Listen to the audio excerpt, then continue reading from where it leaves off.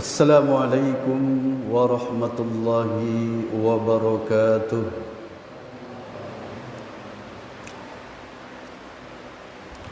Innal hamdalillahi nahmaduhu wa nasta'inuhu wa nastaghfiruh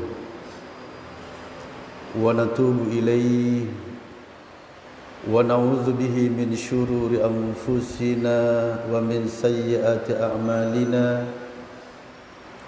Man yahdillahu fala mudilla lahu wa man yudlil fala hadiya lahu. Wa asyhadu an la ilaha illallah wahdahu la syarika lahu wa asyhadu anna Muhammadan abduhu wa rasuluh. Amma ba'du. Para jamaah Masjid Al-Jariyat Ats-Tsalas Surabaya yang dimuliakan Allah Subhanahu wa taala, pada kajian kita kali ini kita akan meneruskan tentang pengertian As-Sunnah dengan tema Ahlus Sunnah adalah kebenaran. Sebelumnya kita ikuti bersama secara bergantian tentang takrif sunnah, definisi sunnah lughatan secara bahasa, wastilahan dan secara istilah. Diikuti bersama. As-sunnatu, suaranya kurang keras. As-sunnatu fil lughati at-tariqatu was-siratu hasanatan kanat am qabihatan. As-sunnatu fil lughati at-tariqatu was-siratu hasanatan kanat am qabihatan. As-sunnatu fil lughati at-tariqatu was-siratu hasanatan kanat am qabihatan. Saya terjemahkan bahwa sunnah secara bahasa adalah jalan hidup atau sejarah hidup, baik adanya atau jelek. Artinya ketika jalan hidup atau sejarah hidup atau perilaku hidup seseorang itu baik, maka kita katakan sunnah hasanah. Namun jika sejarah hidup atau perjalanan hidup atau perilaku hidup seseorang tersebut jelek, maka kita katakan sunnah sayyi'ah. Inilah as-sunnah secara bahasa. Selanjutnya kita akan membacakan secara bergantian, yaitu takrif atau definisi sunnah istilahan, secara istilah. Jadi perbedaannya para jamaah antara yang secara bahasa atau yang secara istilah. Kalau secara bahasa hanyalah merupakan pengetahuan secara umum, tidak mempengaruhi apapun. Ini yang secara bahasa, sekedar mengetahui.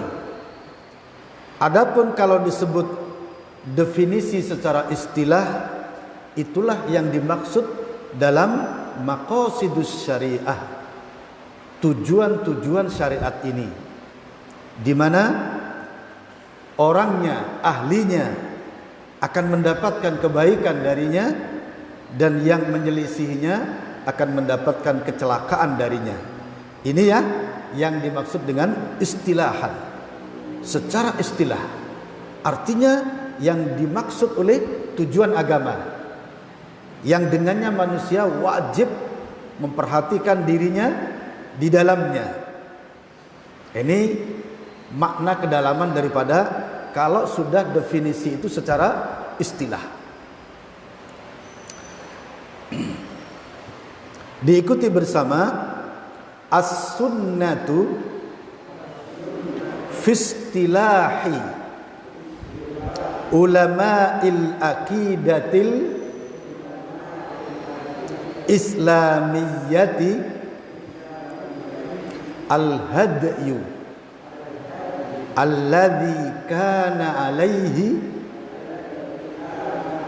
Rasulullah sallallahu alaihi wasallam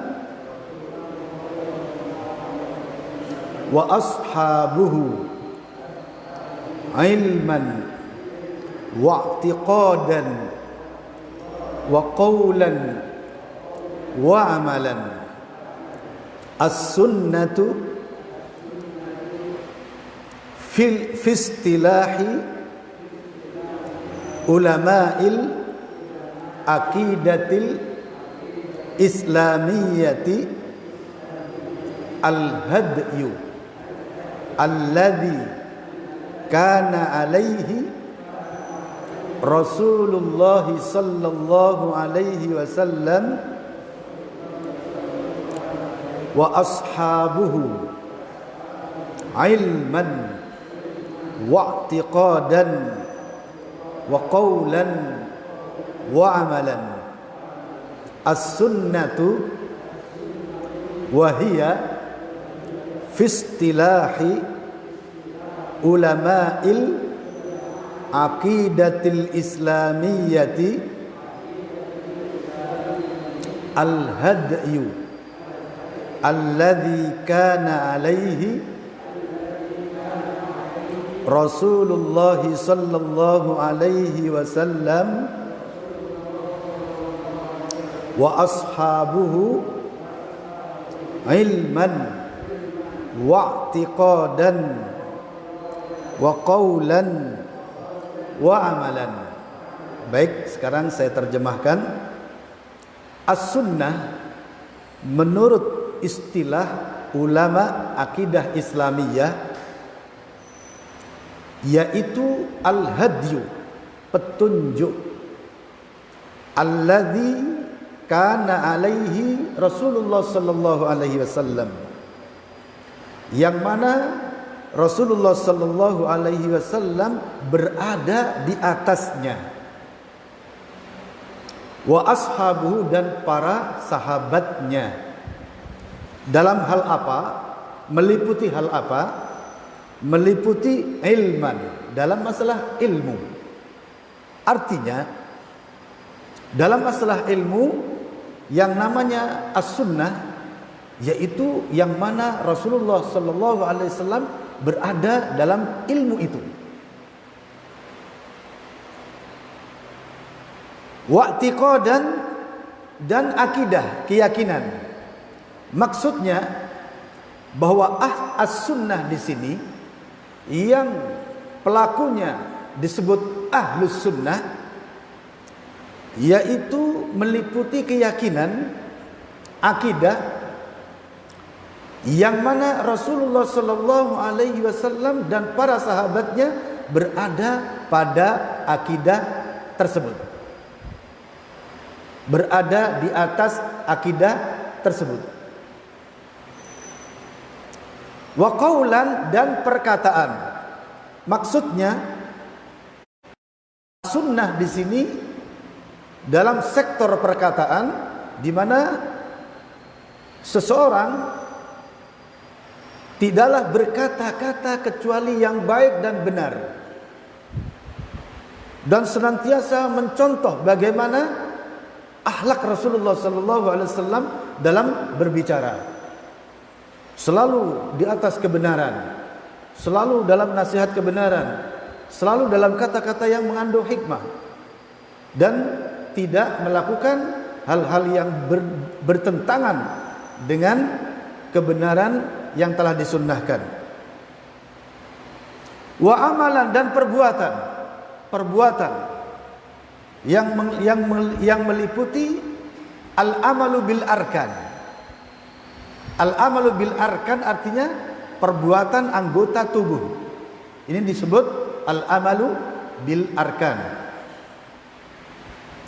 Perbuatan-perbuatan yang meliputi anggota tubuh, di mana seorang yang melakukan sunnah benar-benar menjaga perbuatannya, jangan sampai menyelisihi kebenaran, jangan sampai menyimpang dari sunnah Rasulullah sallallahu alaihi wasallam dalam hal berpakaian, dalam hal bekerja, dalam hal menimbang, dalam hal apa saja. Perbuatan-perbuatannya selalu mencontoh sunnah Rasulullah sallallahu alaihi wasallam, sehingga pelakunya disebut ahlus sunnah. Kenapa? Karena mereka dalam masalah ilmu, dalam masalah keyakinan, dalam masalah tutur kata, dalam masalah perbuatan senantiasa mencontoh apa yang Nabi dan Rasulullah sallallahu dan Nabi dan para sahabatnya berada di atasnya. Itulah as-sunnah istilahan, secara bahasa. Ini sudah jelas para jamaah. Dengan definisi ini, bagi kita yang benar-benar faham, bagi kita yang benar-benar memang takut kepada Allah, bagi kita yang memang benar-benar ingin agar dirinya berada di atas kebenaran, definisi ini jelas sekali. Definisi terang sekali. Siapa sebenarnya ahlus sunnah?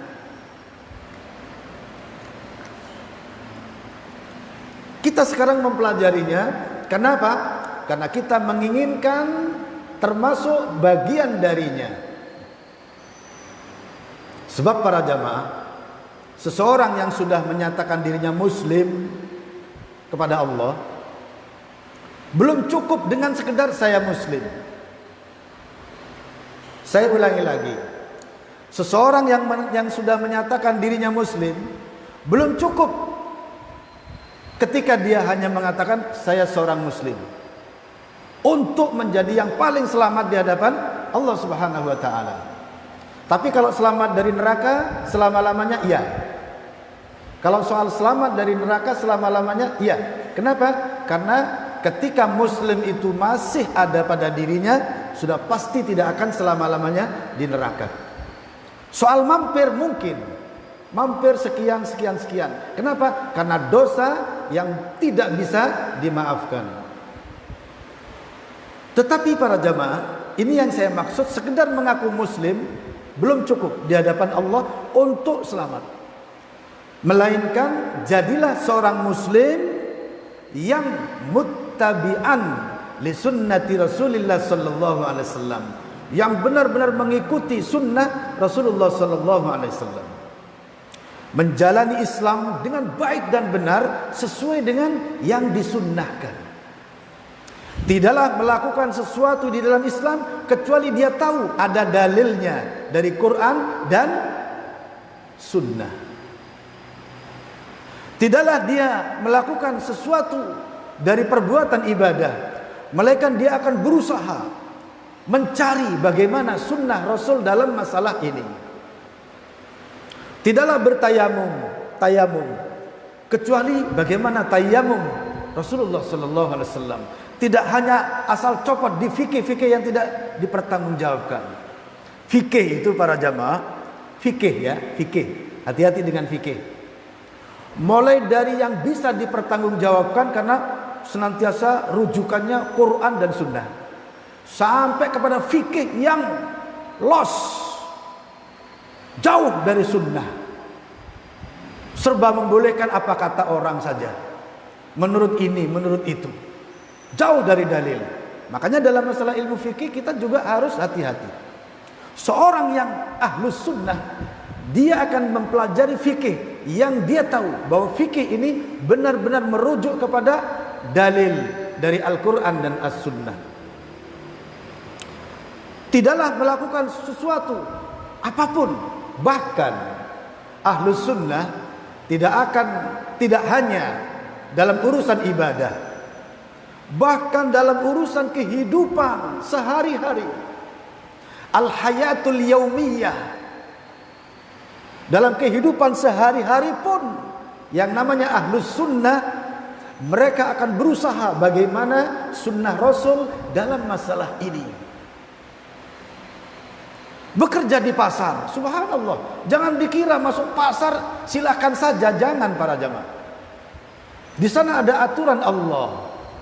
Ahlus sunnah masuk pasar berusaha bagaimana masuk pasar sesuai dengan sunnah. Dan ketika di dalam pasar, bagaimana menimbang, menawarkan barang, berjual beli, interaksi dan lain sebagainya, bagaimana menurut yang disunnahkan. Itulah makanya karena kebiasaannya seperti itu, maka disebut ahlus sunnah. Subhanallah para jemaah, inilah ahlus sunnah itu. Dan kita semuanya juga wajib seperti itu dalam masalah ibadah, terutama dalam masalah ibadah. Karena masalah ibadah itu yang akan kita persembahkan kepada siapa? Allah subhanahu wa ta'ala.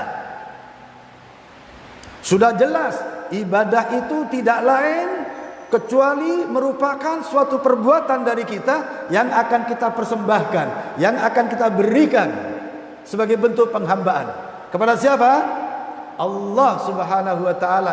Ternyata serampangan, ngawur, tidak diperhitungkan, tidak dipersesuaikan dengan dalilnya, tidak disesuaikan dengan apa yang disukai oleh Allah dalam syariatnya, tidak disesuaikan dengan apa yang disunnahkan dan telah dicontohkan oleh Rasulullah dan para sahabatnya. Pokoknya yang penting ibadah, maka mardudun alaihi, tertolak, tidak akan sampai bisa mengetuk pintu langit yang pertama pun, apalagi sampai langit yang ketujuh. Kenapa? Karena ibadahnya tidak sesuai dengan yang disyariatkan, karena ibadahnya tidak sesuai dengan yang disunnahkan. Ini penting para jamaah. Ibadah kita kepada Allah sekali putaran atau 2 kali atau 3 kali putaran, ibadah kita kepada Allah. Halo? Hah? Ibadah kita kepada Allah sekali putaran atau 2-3 kali putaran. Contoh seperti salat maghrib tadi. Untuk maghrib waktu ini, sekali putaran atau 3 kali putaran? Sekali putaran. Kalau ternyata salat maghrib tadi yang kita jalani secara berjamaah ternyata tidak sesuai dengan yang disunnahkan oleh Rasulullah sallallahu alaihi wasallam, diterima atau tidak salat maghrib kita? Tidak. Mardudun alaihi, tertolak. Kenapa? Serampangan, tidak sesuai dengan dalil, tidak sesuai dengan yang disunnahkan. Loh, apa terjadi? Subhanallah, sudah terjadi para jamaah. Adzannya nyimpang dari sunnah, wiritannya nyimpang dari sunnah, doanya nyimpang dari sunnah. Bagaimana bisa sampai kepada Allah? Adzan misalnya ditambah-tambah, ada protokol adzan. Yang datang dari langit, adzan itu nggak pakai protokol, langsung Allahu Akbar, Allahu Akbar. Itu yang dari mana? Dari langit, dari Allah. Sampai ke tanah Jawa, adzan pun pakai protokol. Waduh, masya Allah, dipersiapkan betul. Subhanallah, alhamdulillah, wa la ilaha illallah, wallahu akbar, la hawla wa la quwwata illa billahil aliyyil azim. Qul huwallahu ahad, Allahus samad, lam yalid wa lam yulad wa lam yakul lahu kufuwan ahad. Allahumma shalli ala Muhammad. Allahu akbar, Allahu akbar. Ini protokol. Padahal yang datang dari langit tidak ada protokol. Wallahi, kenapa tidak berpikir? Sudah benar nggak adzan saya? Itu pun nggak tahu. Ini versi mazhab siapa? Nggak tahu. Kemudian setelah adzan, masya Allah, Sholat 2 rakaat. Ya, betul. Sholat 2 rakaat. Sebelum sholat dimulai, imam belum datang. Waduh, teriak, pakai pujian-pujian dengan segala macam mereknya. Masing-masing kampung pujiannya beda-beda. Ada yang pakai bahasa Arab, ada yang pakai bahasa Jawa, mungkin ada yang pakai bahasa Madura, dan begitu seterusnya. Padahal mereka tidak memperhatikan apa ada dalilnya, apa memang ini sunnah. Padahal konsekuensinya apa para jamaah? Kalau ternyata bukan amalan sunnah, gimana jadinya? Bukan ahlus sunnah, melainkan ahlul bid'ah.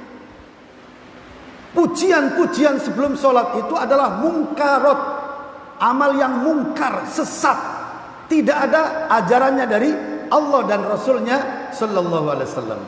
Yang ada sebelum sholat adalah sholat tahiyatul masjid, sholat qobliyah. Kalau imam belum datang, boleh sholat lagi sebanyak-banyaknya sampai imam datang, atau duduk berdoa sambil mungkin baca Quran, memenuhi sop-sop. Intidharus sholat ba'da sholat. Boleh juga menunggu sholat sesudah sholat. Bukan sesudah pujian. Itulah dalil yang benar.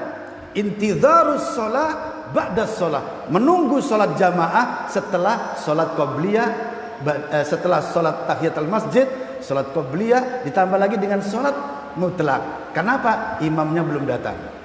Atau baca Quran. Bukan pujian dengan berbagai macam bahasa, bukan. Pujian sebelum sholat dengan suara nyaring, teriak-teriak adalah sesat yang nyata. Bukan bagian dari ajaran Islam. Macam-macam nyanyiannya. Ada yang versi sufi. Versi sufi itu contohnya apa? Ya Allah biha, ya Allah biha, ya Allah bihusnil khotimah. Di mana ini kalimatnya? Ya Allah dengannya, ya Allah dengannya, ya Allah dengan husnul khotimah. Apa maksudnya?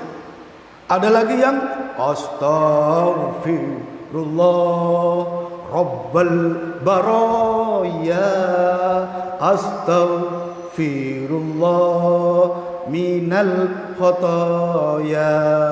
Kemudian ditambah dengan bahasa Jawa. Di mana ajarannya, wahai umat Islam? Jangan kau sia-siakan ibadah kalian. Pastikan ada sunnahnya. Ada juga yang syirik para jamaah. Pujian sebelum sholat dan statusnya syirik. Bahkan syirkun akbar. Syirik besar. Contohnya apa? Ya Allahu ya Muhammad, ya Aba Bakrin, ya Siddiq, ya Umar, ya Utsman, ya Ali, Siti Fatimah binti Rasulillah. Pernah dengar? Di mana? Di kampung sebelah. Ini pujian mengandung makna syirkun akbar, syirik besar. Di mana letak syirik besarnya? Allah diundang, Allah dipanggil, kemudian disejajarkan dengan Nabi Muhammad, disejajarkan dengan Abu Bakar, disejajarkan dengan Umar, disejajarkan dengan Ali, disejajarkan dengan Siti. Wong Jawa, Siti. Siti itu orang mana? Orang Jawa. Siti Fatimah begitu. Jadi Allah, wahai Allah, seandainya diterjemah, wahai Allah, kemari kamu. Wahai Muhammad, kemari kamu. Wahai Abu Bakar, kemari kamu. Wahai Umar, kemari. Wahai Utsman, kemari. Wahai Ali, kemari. Fatimah, kemari. Subhanallah, syirkun akbar, syirik besar.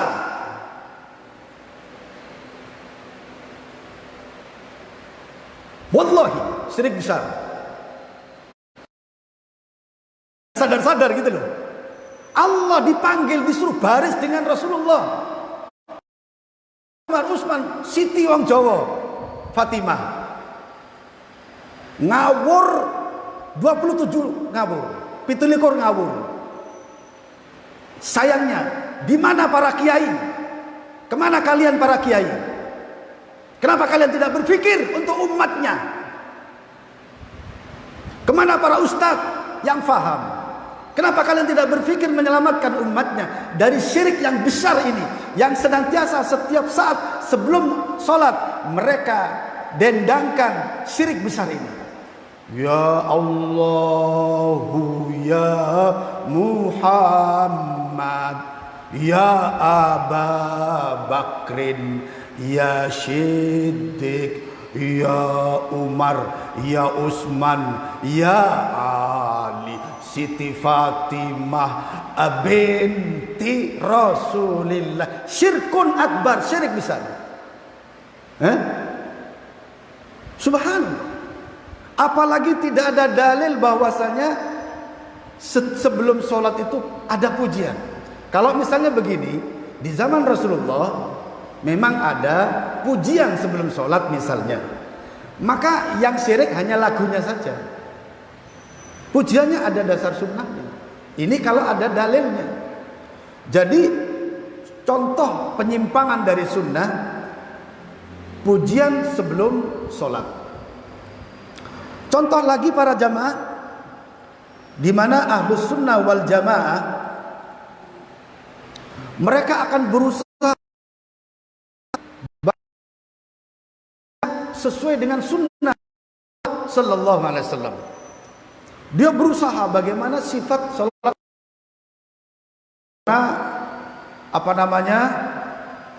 angkat tangannya, bersegera, kemudian rukuknya seperti apa. Ahlus sunnah wal jamaah akan senantiasa belajar bagaimana rukuk sunnah Nabi. Kemudian bagaimana sujudnya. Ahlus sunnah akan berusaha bagaimana sujud Nabi, di mana sujud Nabi itu benar-benar siku. Jadi pantatnya benar-benar siku, tidak delosor, tidak sekedar notol. Karena ada yang sekedar notol begini, pantatnya begini. Ada yang delosor sampai pantatnya begini, seret. Kayak ini, kayak apa ya? Yang benar gimana? Siku. Tidak terlalu ke depan, tidak terlalu ke belakang. Dia berusaha, ahlus sunnah berusaha bagaimana bacaan-bacaan dalam sholatnya. Bagaimana zikir ba'da sholat. Bagaimana zikir ba'da sholat. Maka ahlus sunnah wal jamaah berusaha mencontoh zikir Rasulullah sallallahu alaihi wasallam, di mana zikir salat menurut sunnah Rasulullah sallallahu yaitu sirri, tidak keras, ya, tidak dengan suara keras. Kemudian seperti yang terjadi sekarang ini, zikir ba'da sholah keras-kerasan. Astaghfirullahalazim li wa liwalidayya bi hukukil wajibatu alayya wa li masyayikhina wa li muallimina wa li syairil muslimin dan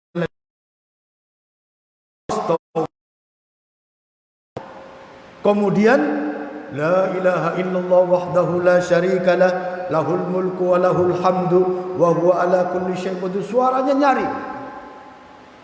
Apalagi suara kerasnya tidak ada perintahnya, zikir keras lagi dan tidak sesuai dengan sunnah lagi.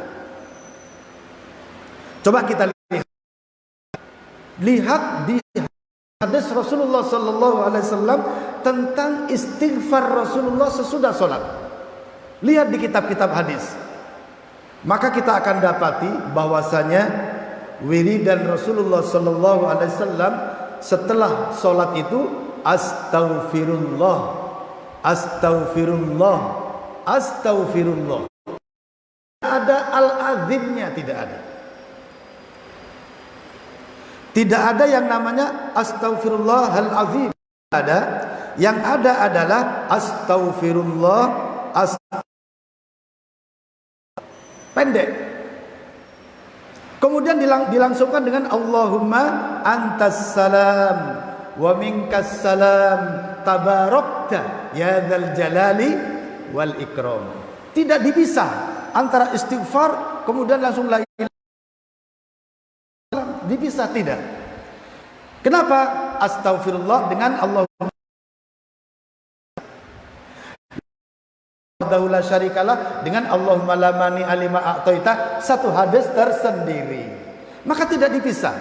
Langsung astaghfirullah, astaghfirullah, astaghfirullah, Allahumma antas salam wa minkas salam tabarakta ya dzal jalali wal ikram. Ahlus sunnah hanya akan membaca apa yang ada dalam hadis. Tidak akan menambah atau mengurangi. Apa ada yang nambah? Ada. Contohnya gimana? Allahumma antas salam wa minkas salam wa ilaika yaudus salam fahayyina rabbana bis salam wa adkhilnal jannah. Berapa tambahannya? Inilah penyimpangan namanya. Kita Ahlus Sunnah cukup yang datang dari Rasulullah SAW dalam teks hadis yang ada, tanpa menambah sedikit pun.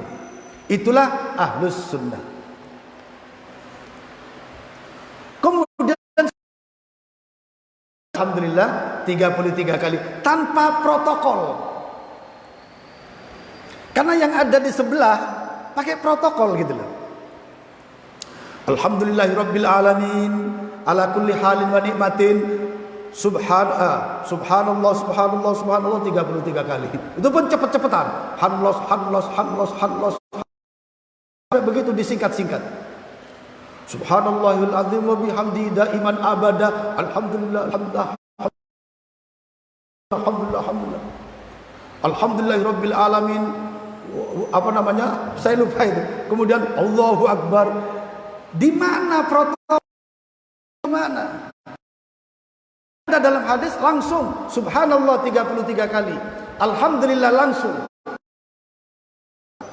Setelah itu langsung la ilaha illallah wahdahu la syarikalah lahul mulku wa lahul hamdu wa huwa ala kulli syai'in qadir. Selesai. Tidak ditambah dengan amalan apapun di dalamnya. Sebab kita sunnah, prosesi sunnah yang disyariatkan.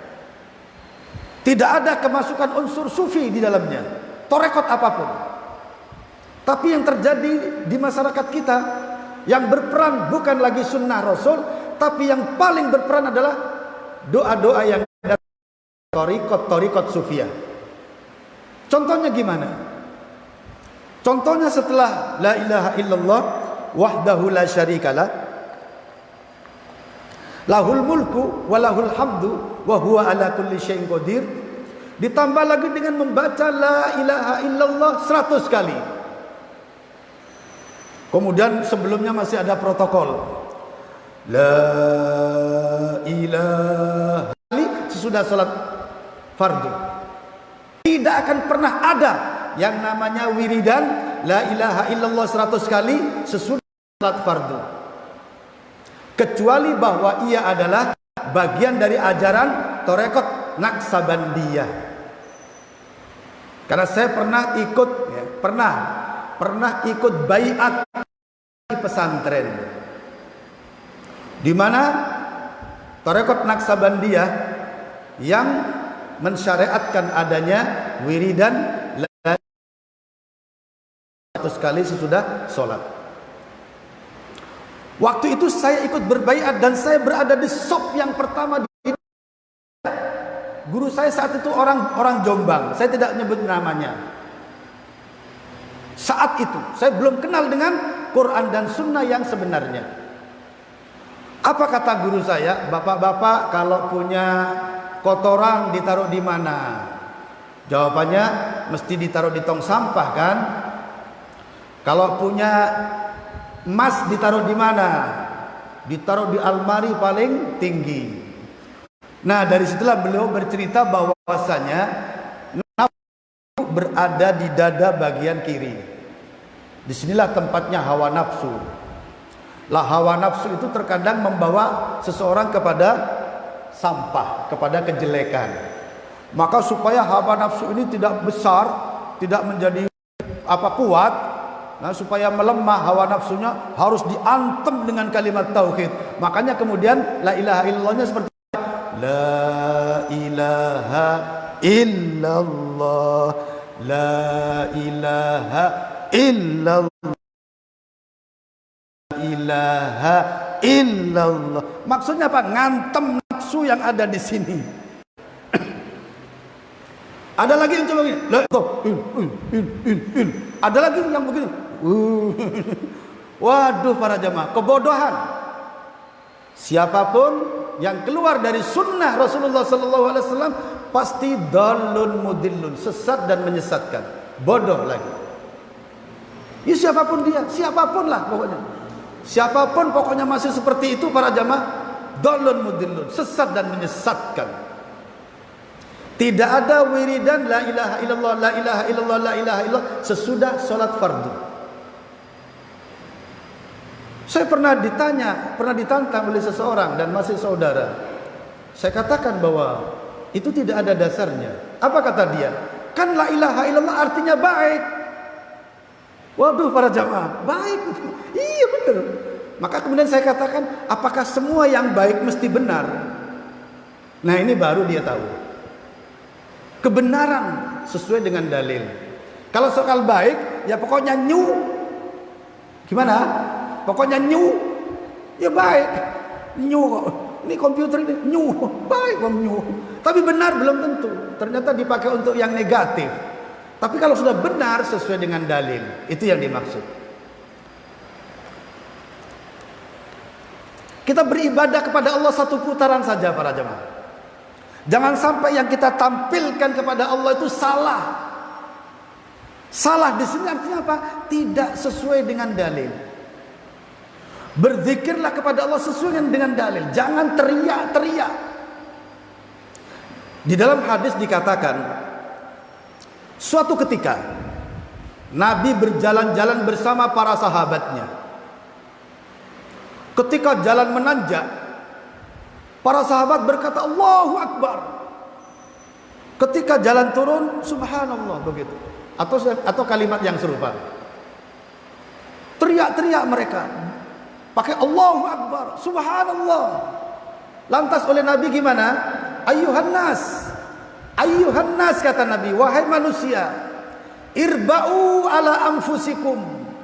Sayangilah diri kalian. Fa innakum la tad'una asamma. Kalian itu tidak menyeru kepada orang yang tuli. Maksudnya Allah. Jadi itulah sejak itu para sahabat tidak lagi teriak-teriak. Mereka cukup berzikir di dalam hati atau di mulut dengan suara yang tidak keras. Apa dasarnya dalam Al-Quran? Silahkan lihat Al-Quran surah Al-A'raf ayat 55. Di dalam surah Al-A'raf ayat 55 Allah Subhanahu wa taala berfirman, A'udzu billahi minasy syaithanir rajim. Ud'u rabbakum tadarruan wa khufyah innahu la yuhibbul mu'tadin. Surah apa ayat berapa tadi? Surah Al-A'raf ayat 55. Dalil bahwasanya tidak ada wiritan keras, bahwa tidak ada doa-doa dengan teriak-teriak. Apa kata Allah? Ud'u rabbakum, berdoalah, serulah Tuhan kalian, tadarruan wa khufyatan, dengan andap asor, dengan sopan dan dengan rasa takut. Innahu la yuhibbul mu'tadin. Sesungguhnya dia tidak menyukai orang yang melampaui batas, berlebih-lebihan. Allahumma ya Allah, amin. Allahumma inni as'aluka, amin. Sak lapangan. tidak ada dasarnya, tidak ada ajarannya, bukan agama Rasulullah, tapi agama tarekat sufiyah. Orang-orang sufi yang merusak agama, mencerai-beraikan agama, memecah belah agama, menghancurkan agama dari dalam. Siapa? Tarekat sufiyah. Tarekat sufiyah menghancurkan Islam dari dalam, merobek-robek sunnah Nabi sallallahu alaihi wasallam. Siapa? Tarekatun sufiyatun. Orang-orang sufi. Tidak ada kebenaran bagi mereka, para jamaah. Mereka telah merubah ahlus sunnah yang asli menjadi ahlus sunnah menurut versi mereka. Berdoanya teriak-teriak, mengumpulkan orang sak lapangan. Allahumma amin, Allahumma amin. Padahal bukan ajaran Rasulullah sallallahu alaihi wasallam. Al-A'raf ayat berapa tadi? Ayat 55. Allah Tuhan kita yang berkata itu. Serulah Tuhanmu, berdoalah kepada Tuhanmu tadarruan dengan andap asor dan dengan rasa takut. Innahu la yuhibbul mu'tadin. Sesungguhnya dia tidak menyukai orang-orang yang melampaui batas. Kemudian silakan lihat juga pada surah Al-A'raf ayat 205. Surah apa? Surah Al-A'raf ayat 205. Allah Subhanahu wa taala berfirman, A'udzu billahi minasy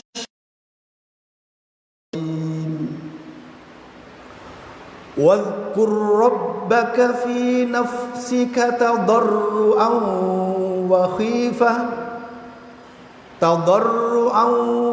khifatan wa dunal jahri minal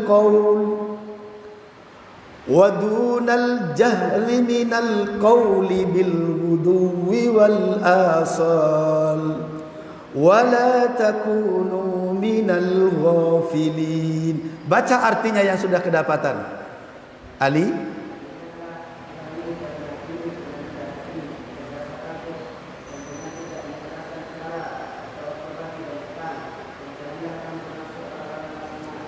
Lihat para jamaah, surah Al-A'raf ayat berapa? 205. Apa kata Allah? Wadhkur rabbaka. Ingatlah Tuhanmu. Artinya berzikirlah kata Allah kepada Tuhanmu. Fi nafsika pertama. Fi nafsika di dalam hati pertama ini. Fi nafsika di dalam hati berarti tidak mengeluarkan suara. Ini yang pertama. Zikir hati.